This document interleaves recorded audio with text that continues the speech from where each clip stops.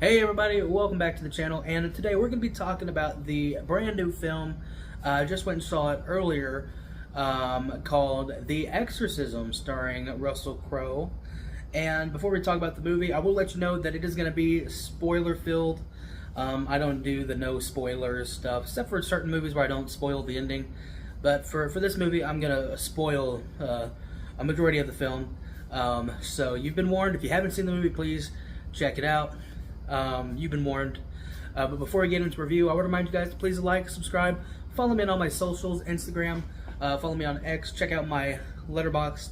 Those links will be down in the description below. Also, check out the Real Life Podcast on my Spotify. Follow me on there, give those a listen. I just reviewed all 3 of the Roadhouse films. And so, please go check that out, give that a follow, a listen. Rate me 5 stars on there, that would help me out quite a bit. So with that being said, let's get into the review. So yeah, I went and saw The Exorcism starring Russell Crowe. Russell Crowe, he plays an actor who's been out of work for a while because due to his addiction, he's been going to rehab, and now he's starting to come back around and do roles again, which he got the role of a priest for this movie that he's working on. And as he's working on the film, a lot of things start to unfold. People start, somebody died. That's how he got the role, was somebody had ended up dying. And so he got the role. And then later on through the movie, more things start to happen. Light fixtures fall. He can't get out his lines. He's starting to relapse. He's starting to drink and do all that stuff again, all while sort of reconciling with his daughter, who was suspended from school and she got kicked out, and so now she's living with him, and they are trying to kind of cope with the past that they have with each other while working on this movie. And as he's going on, he's like struggling with the role and struggling to get his lines out, and he's starting to drink more again, and it's affecting his personal life as well as the role. And so with all that going on, there's this demon possession, and as possessing Russell Crowe for a majority of the film, while also causing things to happen, causing, like I said, stuff to fall and break, and causing a rift between the the producers and director, and also his daughter and all that stuff. You also got David Hyde Pierce, who was in Frasier. I don't know if he came back for that reboot show, but he was in Frasier. And I don't know if they are related, but him and Kelsey Grammer, now that they're older, they do look so much alike, I think. So it's funny, they play brothers in that show. I don't know if they're related in real life, but they look pretty similar. So David Hyde Pierce is actually the priest who's on the set of the movie to make sure everything goes right and ward off any bad goings on. And so like I said, everything is going on. It's pretty, I say, pretty stereotypical in a way, like possessed stuff. Like it hits certain beats where it's like, oh, you've seen that in a bunch of other possession movies. Like there's a scene where Russell Crowe, he's on the set and he starts getting all contorted and is like bends backwards and starts like bones cracking and stuff like that. And it's funny that in the movie they're kind of it's sort of parodying, not like as a funny parody, but it's sort of mirroring The Exorcist. And even the character, the daughter of Russell Crowe, brings it up while he's preparing for the role. He brings it like, oh, this is just a remake of The Exorcist, without saying it. And so and so it's taken those like stuff like these troubled sets that we've had over the years, stuff like Poltergeist and The Omen, The Exorcist and stuff like that. It's taken all these little beats from these other movies or like all these like stories and stuff, kind of putting it into one. And like I said, it's somewhat cookie cutter. It's very, relies a lot on the jump scares. Music goes down, it's very quiet, and then really loud, really intense, sound design. And which is hard because I get jumpy when it comes to that. I know it's not really scary, but I get jumpy. Like even when you have a scene where somebody's shooting in a movie, like when you hear the gunshots, like it's quiet for a majority of the film, and then you hear like a gunshot go off, that makes me jump. So it's like, it's not effective in the scary department where it needs to be scary and not just shocking. It's like, oh, it's getting down really quiet, and then really loud music, and so in that regard, it's not scary. I've always liked movies that like it's a movie about making a movie, and this is a movie, essentially it's a movie about making a movie on a haunted set.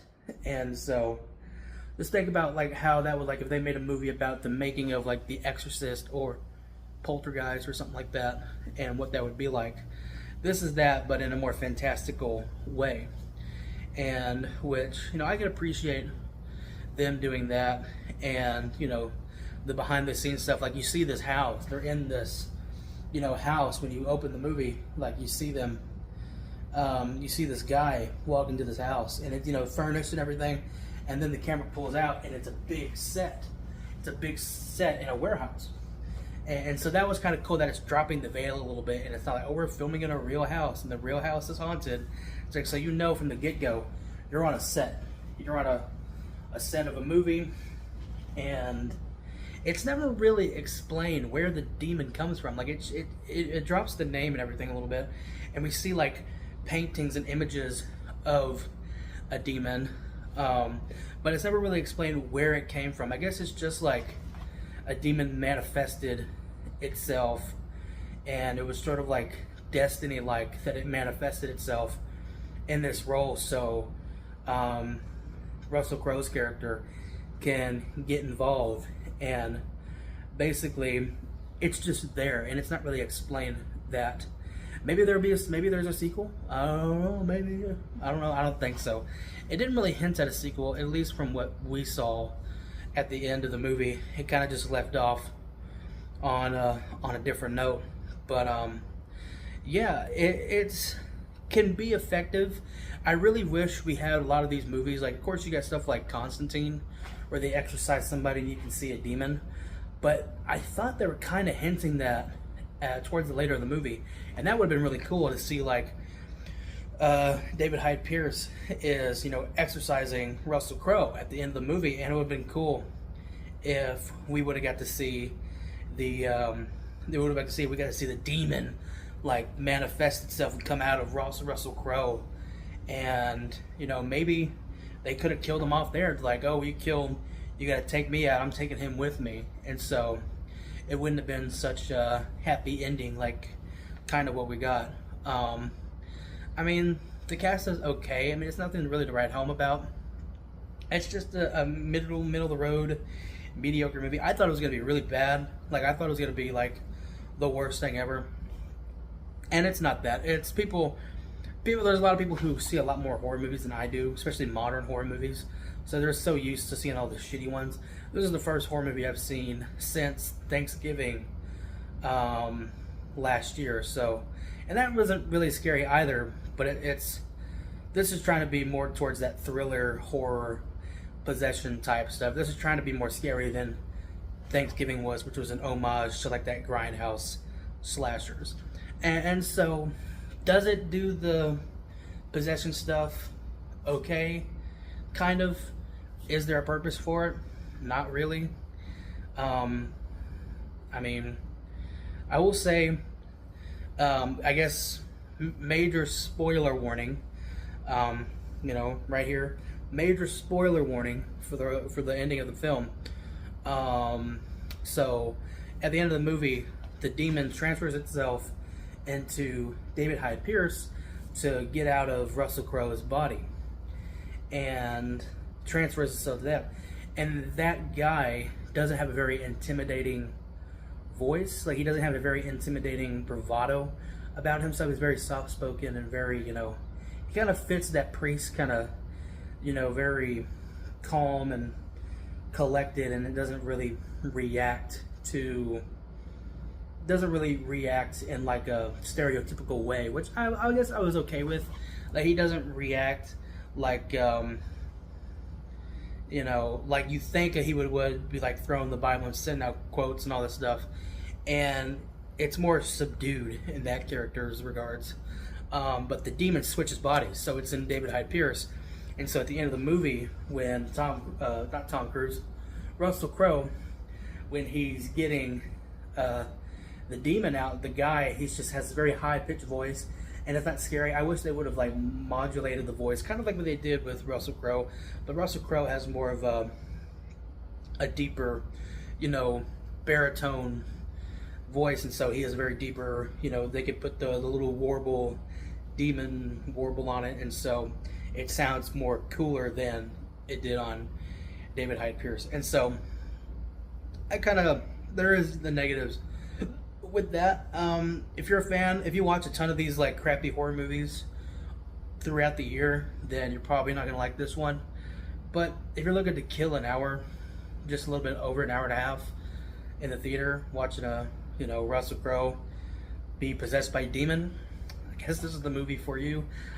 It was weird because I thought it was part of the Pope's Exorcist, because they had planned on doing the Pope's Exorcist 2, but this is not this. It's totally different. It's not connected in the same universe at all. And so that was why I was kind of confused. I was like, and then I didn't watch a trailer for it.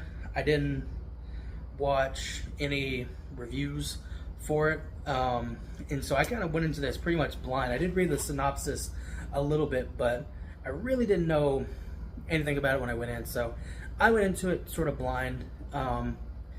And so I guess that's the best way to do it.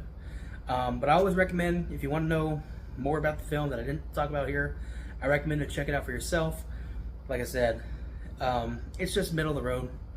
It's nothing special. So with that being said, thank you guys for watching. Hope you enjoyed this video, and hopefully I can do some more reviews coming soon. And yeah, thank you for watching, and I'll see you in the next one. Bye.